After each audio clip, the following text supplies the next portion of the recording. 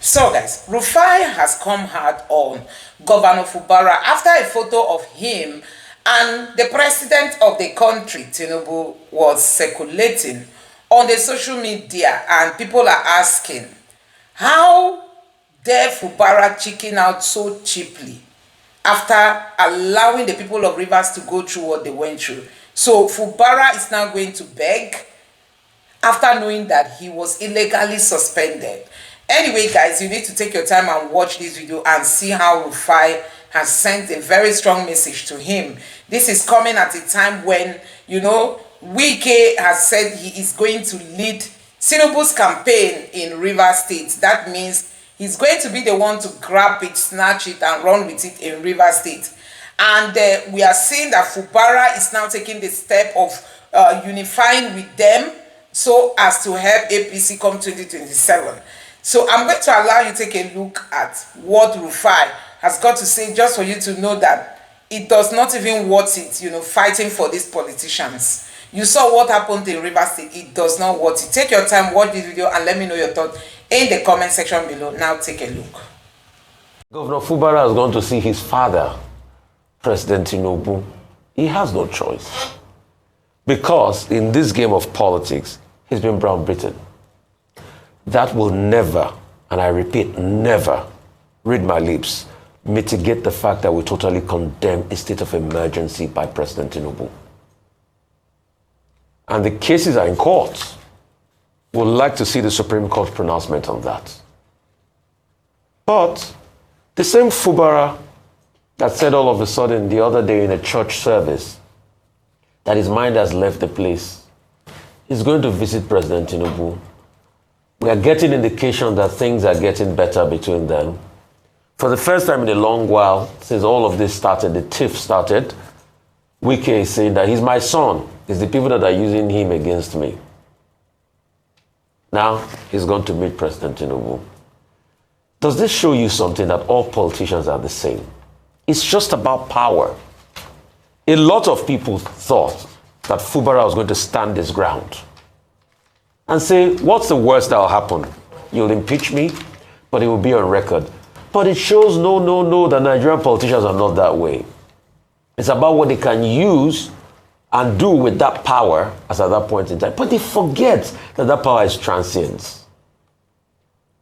In the end, it will be standing for something. But you know, like they argue in Nigeria, who's standing for something help? In a country where there's poverty, there's hunger, a lot is going on. But we must still build a society that has values, that where people will have to stand for something.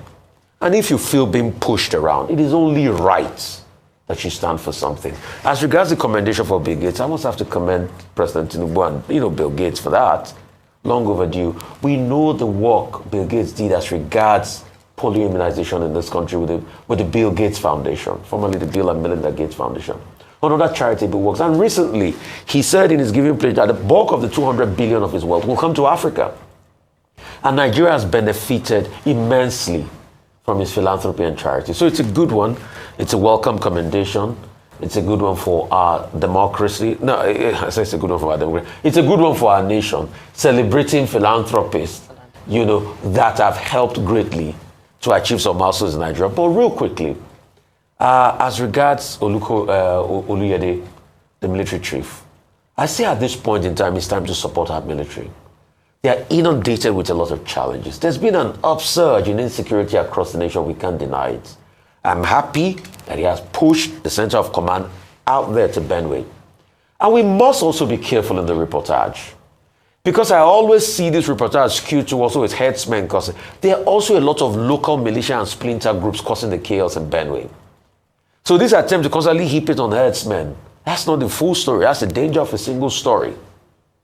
We can only give the military the support and also against that new terrorist group in Kwara, so we can rid Nigeria of insecurity, so that we can have a lot more productivity.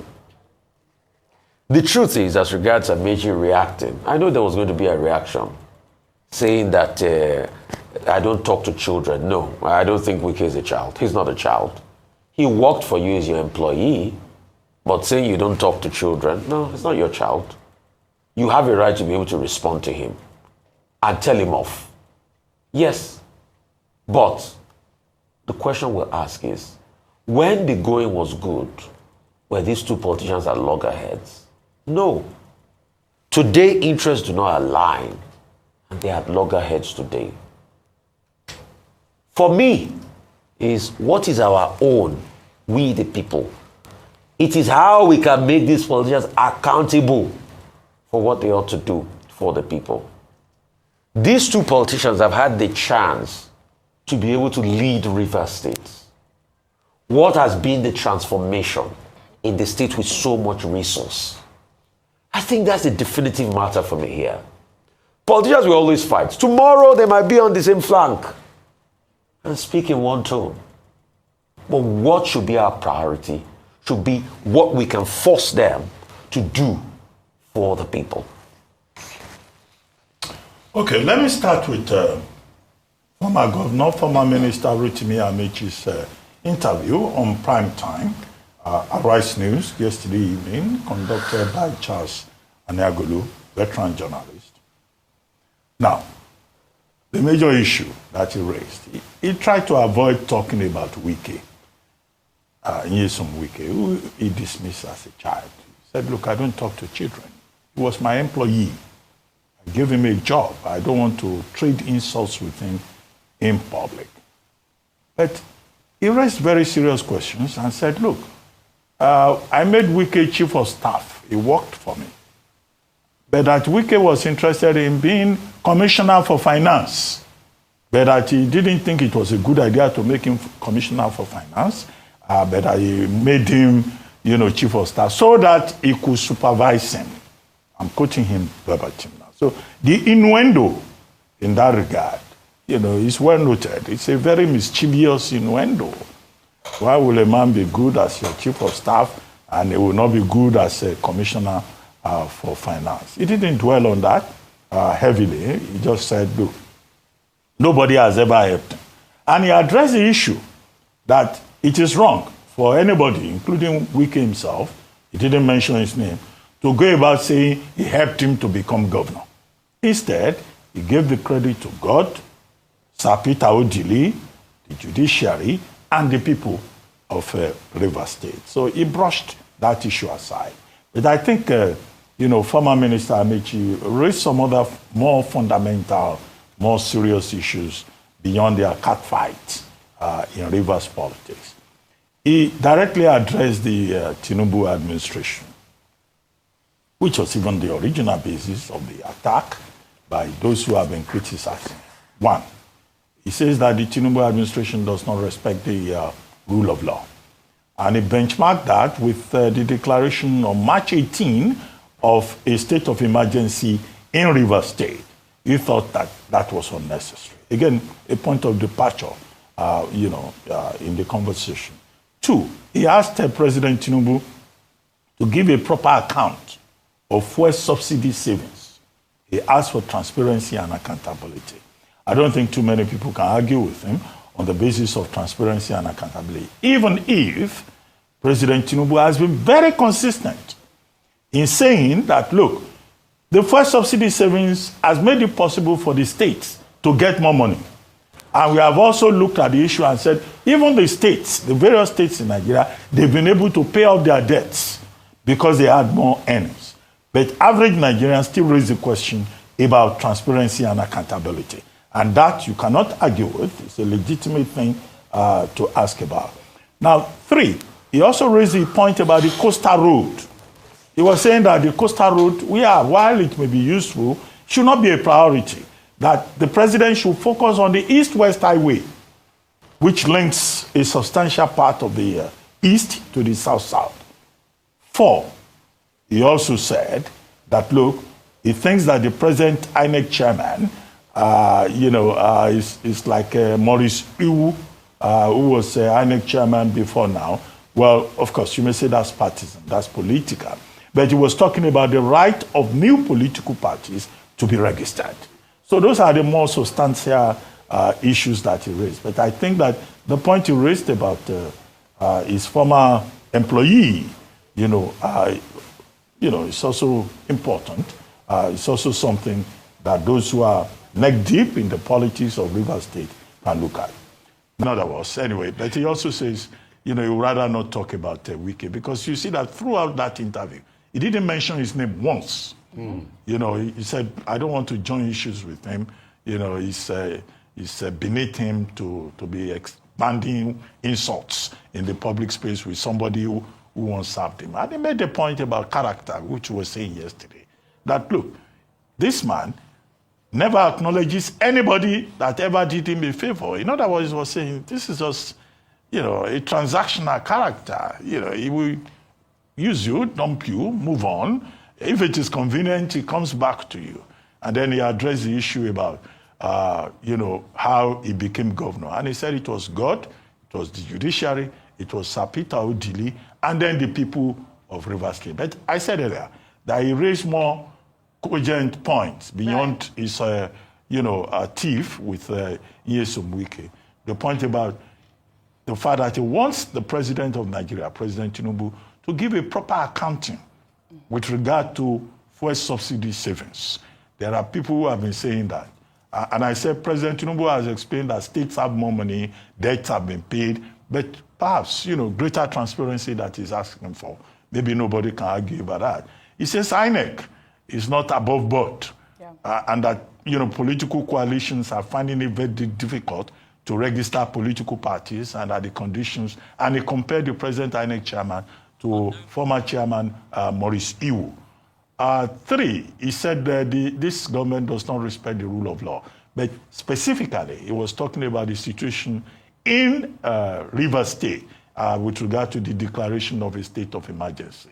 But we saw Governor Fubara, visiting in the spirit of Salah celebrations the president of Nigeria. And I was imagining that this should be an opportunity for him to further plead with the president that the 6 months should not extend beyond 6 months, particularly now that the sole administrator is behaving as if he wants to sit tight. That's where I'm going. Let me take that story, then you can. But, that was a good interview with Charles Onyango. I enjoyed it thoroughly. I advise our viewers to watch it on our YouTube channel. Well, in the meantime, reactions have trailed the visit by the suspended governor of Rivers State, Similaye Fubara, to President Bola Ahmed Tinubu at his residence in Lagos on Tuesday. The visit comes less than a week after Fubara stated his intention to put aside pride and personal interest to restore peace in Rivers State and reconcile with his predecessor, FCT Minister Nyesom Wike, whom he refers to as his boss. The details of the meeting were not immediately disclosed. This is their first public meeting since President Tinubu declared state of emergency in Rivers State on March 18th and suspended the governor. Well, let's take a look at some reactions. This is from EJ Tweet. Found this reaction funny. He says, is Governor Wike aware? Is Wike aware, the minister? Well, politicians will always do political things. I made videos calling for the legal suspension to be lifted. And Fubara is smiling with Tinubu. Politics is just a game. Good luck to both of them, Rivers and Nigeria. Well, America wrote, Governor Fubara's Lagos visit to President Tinubu hints a strategic move amidst Rivers State's political storm, with Wike's shadow looming. Fubara might be rethinking alliances, sometimes in politics. If you can't beat them, join them. And you know that we saw a lot of these comments online. When we saw that picture, we were like, hey, state capture. Those are some of the comments. But your thoughts on the visit by Fubara? Earlier in the program, I said, for me personally, I thought the optics were unfortunate because this is an elected official. Yes. And, we know that the assumption around it is that he's going to beg and plead. Mm-hmm. Now, if you remember in the month or so leading up to the state of emergency, the president had said that Governor Fubara should just stoop to conquer. Yes. That had been his very decisive advice to him. And well, we see he's finally taking the advice and it's bearing fruit. And it's unfortunate that, politicians will always do what it takes to stay in power or to claim power. It's around power. And where is the will of the people in all of this? Where is the accountability to the people who voted for him?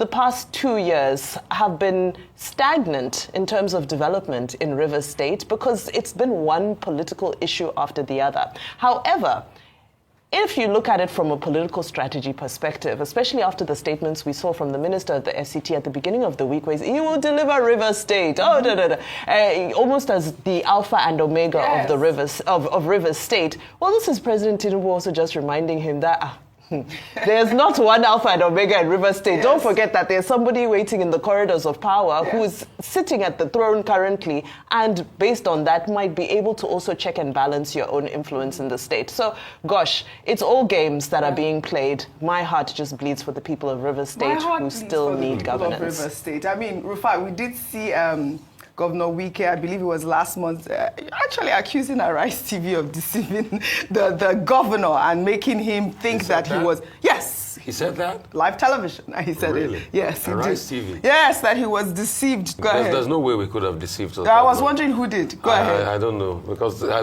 mean, the governor should have a mind of his own. So, that's what we so you say we deceived the governor. We are probably giving us too much metaphysical power. Yeah. So how can we deceive? What do you make of the optics there, though? It's a very wrong optics. Yes. You know what the optics reminds me of? It was just like Miranda in Lagos State singing and thanking them after she was pulled out of office. This is a bad optics for democracy. Let's call it spade a spade. In fact, this is one of the saddest days for democracy with these optics. A president that committed a constitutional aberration took an elected governor out by the people, trounced on the rights of an elected governor. Then you, Fubara, because you want the power so much, you are going to beg. How much will you beg? So people like this, when they slap you, when they cut your head, you will beg. But you know, he did say that he wants peace. What so peace? He's trying what peace? Yeah, that what was his last comment. What peace? What peace? Peace for the people. Peace is earned through respect and war.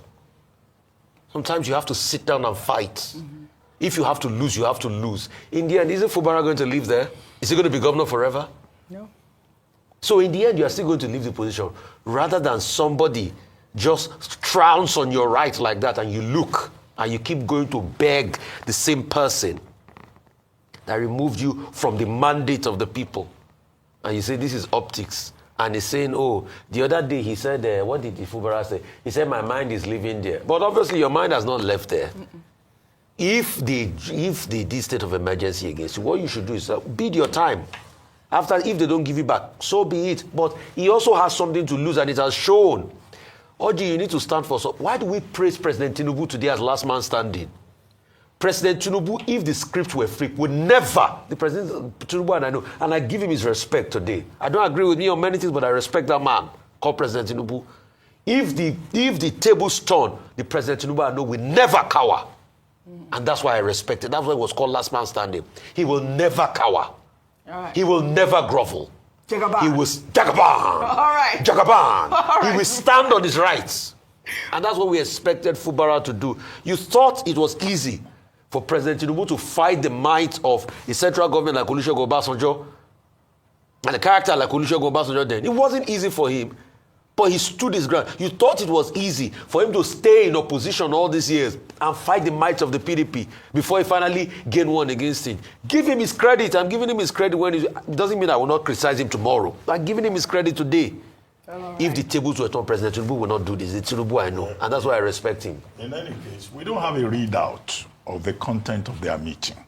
We are just assuming that given the circumstances in Rivers State and the declaration of state of emergency, that the reason they went there to see President Tinubu, first time we will see the two of them together since this crisis began. So we assume that you cannot leave the place without talking about the state of emergency. Mm-hmm. Suppose he just went there to just greet the president in the spirit of Salah, and maybe Rivers State of emergency was not discussed. But okay, you can say it's the unspoken subtext. Right. You can't just go, I hear you in Lagos, Well, there's a story that he met him in London too now, so and there was this Dobale thing going on. We don't have a well. readout. Yes, we don't exactly. have a readout of what transpired. Yes. So we can only... As what? He's a suspended governor. Interesting times. He's still the governor of the Vimba, people. do you know how many governor. more weeks we have to wait for this suspension to be lifted? Is it already 6 months? I keep asking every time. No, it's in September. March, September. The Okay, state we're of emergency was March 18, So we have a 2025. few more months to go. Time. Well, we'll continue to follow up on the story as always. Well, President Bola Ahmed Tinubu. Is beginning to enjoy it. Where? Who is that? The sole administrator. You were going to say that. I said it. Wasn't it his wife that You was... have to go and greet the president. Please, I'm still here. That man is beginning to over-enjoy the place. It's a case of the Lord has done it finally. Finally. The Lord has done it. He never expected it. Never expected it. Well, all right. Well, in the meantime, President Bola Ahmed Tinubu also hosted Governor Ademola Adeleke of Osun State, along with his elder brother, billionaire businessman Adedeji Adeleke, and Afrobeat superstar Davido, at his Lagos residence. Photos of the meetings have since gone viral on social media. Governor Adeleke shared the photos on his X account, stating that the visit was a courtesy call ahead of the Salah celebration. The presence of Davido at the meeting garnered significant public interest and was seen by many as a symbolic moment of unity and intergeneration bridging.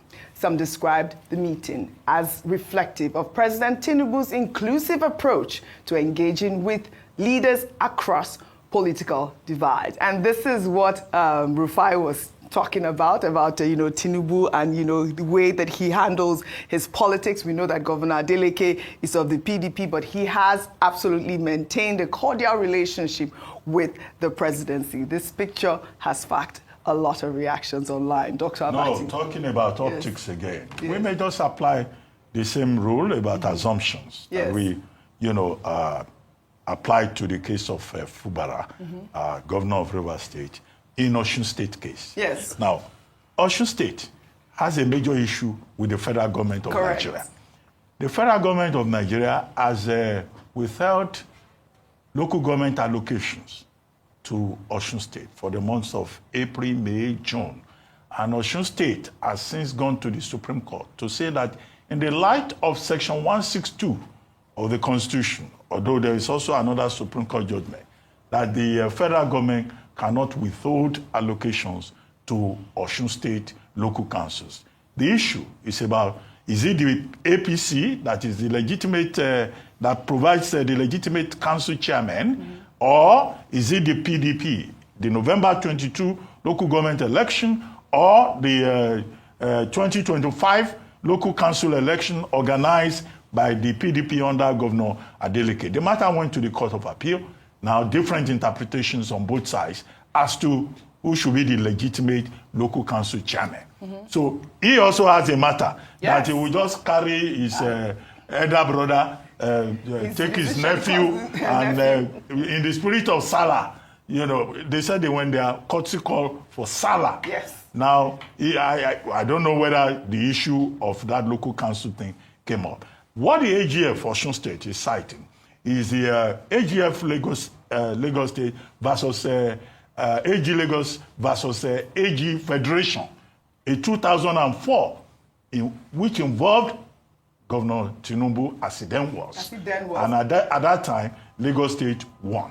Now, another irony here is that in Edo State, they also have local council issues. Is the APC that is in Edo State, right? Yeah. Very similar to what you have in Osun. In Edo State, the federal government did not withhold allocations to local councils in Edo State. So, but we don't have a readout, we don't have a statement that this is what they discussed. It's supposed to just be Salah visit. And a lot of people will be going to visit the president for Salah.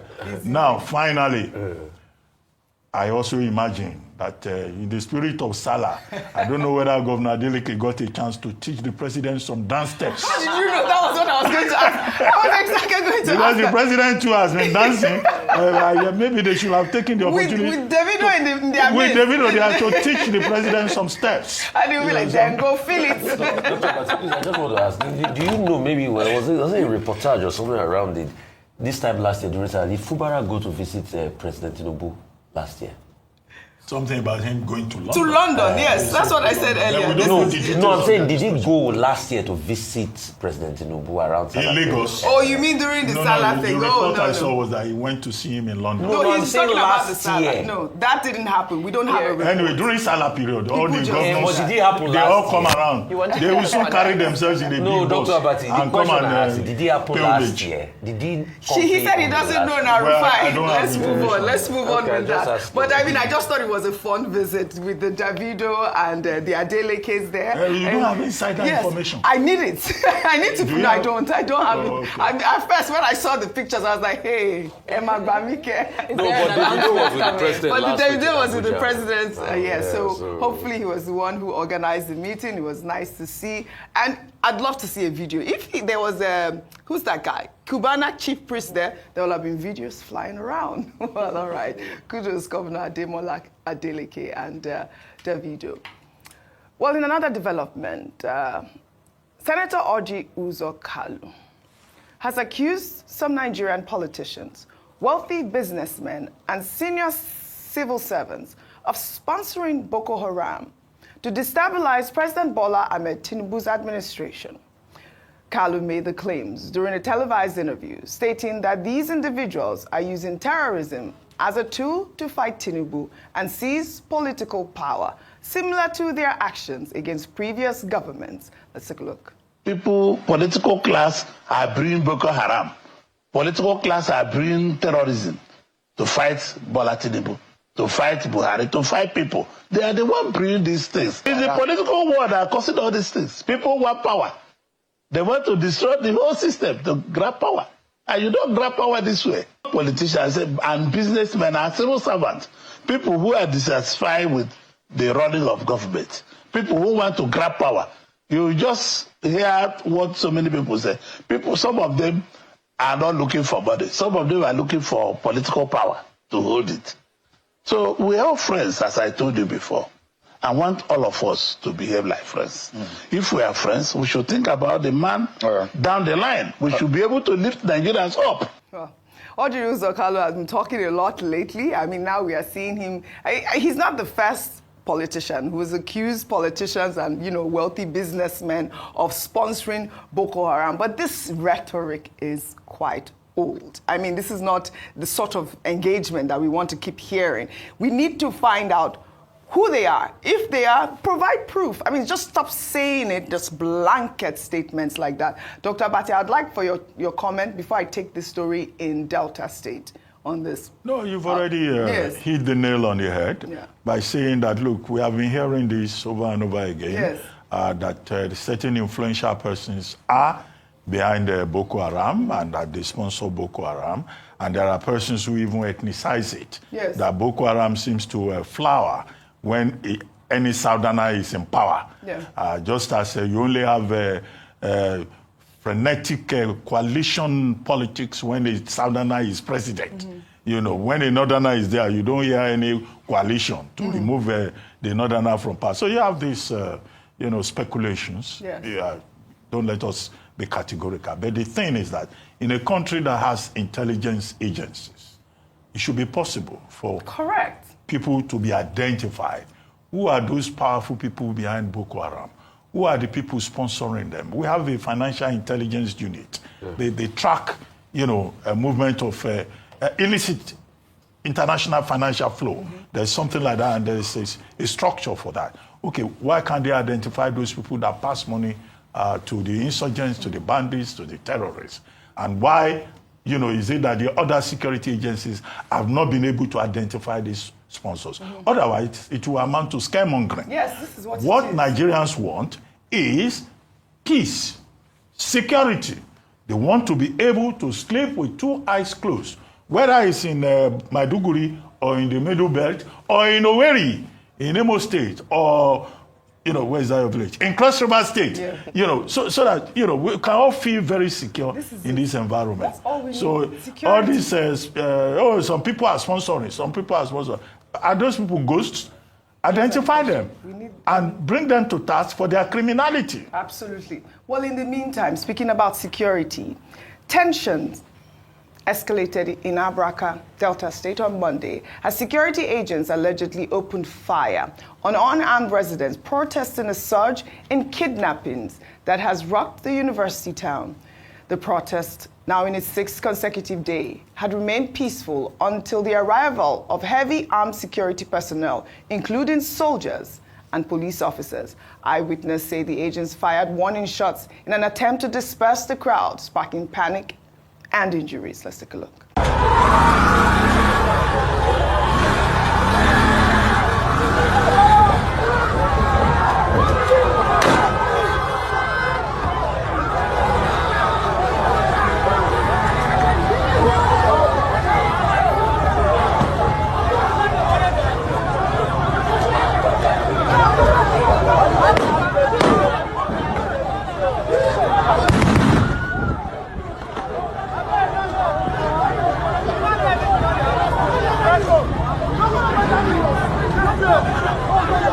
This is unfortunate. The right to protest, like we always say on this table, is our fundamental right. I mean, these students from different schools, they've been protesting the spate of kidnappings. Instead of our security forces to help them or even secure them or try to, speak with them, you shoot. Thankfully, there's not been any reported deaths, Vimbai. I mean, unarmed young people who are protesting for a very a very deserving cause.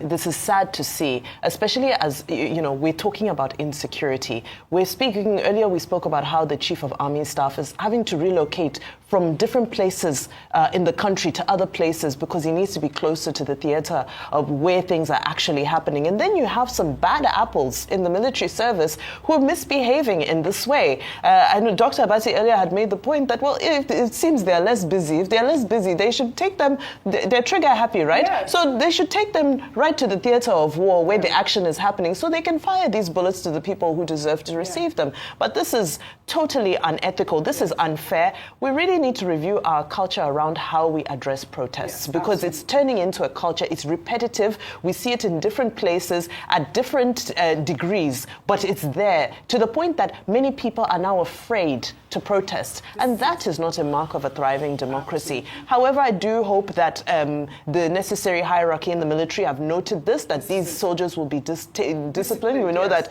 the army is all about discipline and following the code of conduct. And, if they are less busy, like I said, take them to various areas. We have a list of places where they can go and be kept very actively engaged and they can fire bullets and, if that's what really excites them, because this is not fair. Well said, Vimbai. We are waiting response from the army. Our students need protection. Those soldiers should recognize that the right to protest is a constitutional right. Yes. Number two, why are we always using soldiers to do police work? When you use soldiers to do police work, a soldier will not waste bullets too.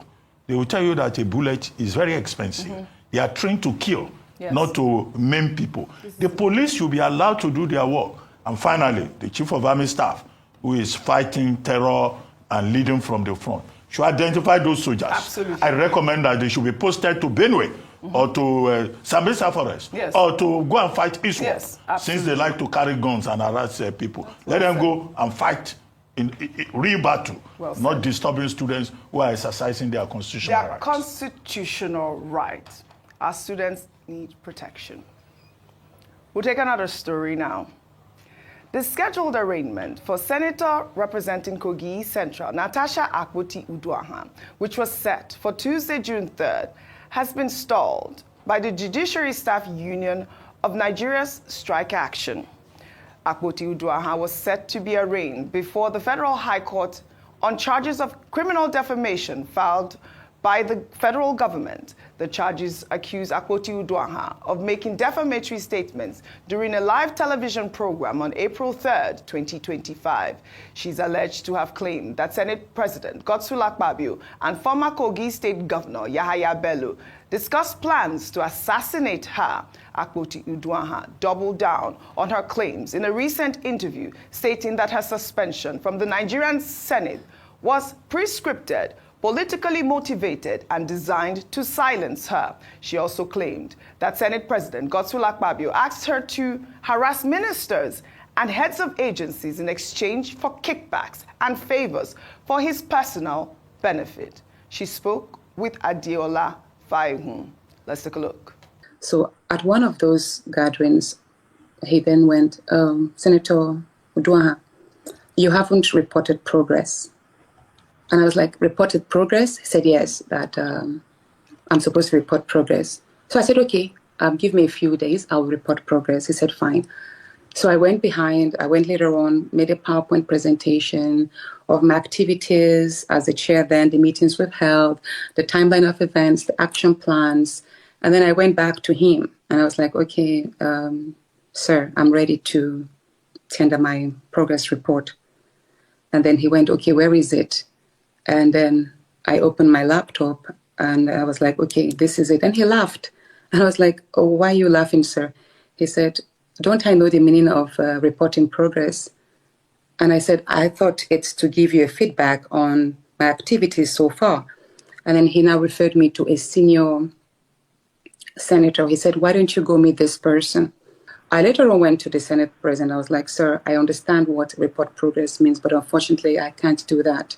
I also told my husband that I was like, wow, so it means it's more like you extort or harass so that you can pacify or parley the Senate president in order to keep your position. So I didn't do that. And he later, a number of times, he was like, Natasha, if you don't know how to harass the chairman, that means you don't, if you don't know how to harass the ministers, that and the executive secretary of local content, that means you're not capable of running the committee. So that means to the Senate President Akpabio, deliverables are not tied to objectivity and performance. It's more like what returns come to him. All right, this is another loaded allegation by suspended Senator Natasha Akpoti-Uduaghan. I mean, there's been conversation whether or not she was allowed to grant this sort of interview. I know that there is a gag order on conversations surrounding her defamation lawsuit. I guess since the judiciary workers' strike has been called off following the intervention of the Chief Justice of Nigeria, there will be a new date for her arraignment, and the arraignment is still pending. But there's a lot of moving parts to some of the allegations that she made here. As we've said always, the case is in court. We'll continue to follow up on the story. Shall we take our good news report now? On Tuesday, June 3rd, in a significant show of appreciation, President Bola Ahmed Tinubu conferred Nigeria's third highest national honor, Commander of the Order of the Federal Republic, on billionaire philanthropist and Microsoft co-founder Bill Gates.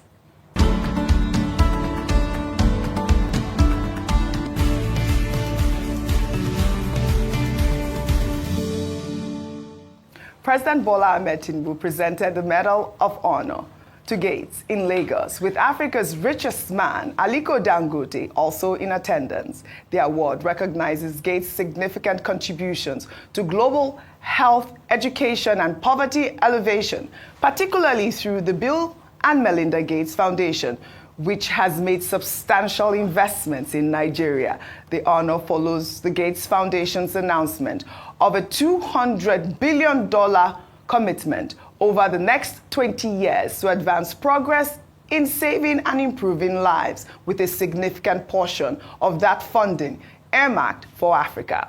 President Tinubu described Gates' efforts as a model of global citizenship and compassion. Let's take a look. All I need to say is thank you, Bill Gates, for your indivisible commitment to humanity.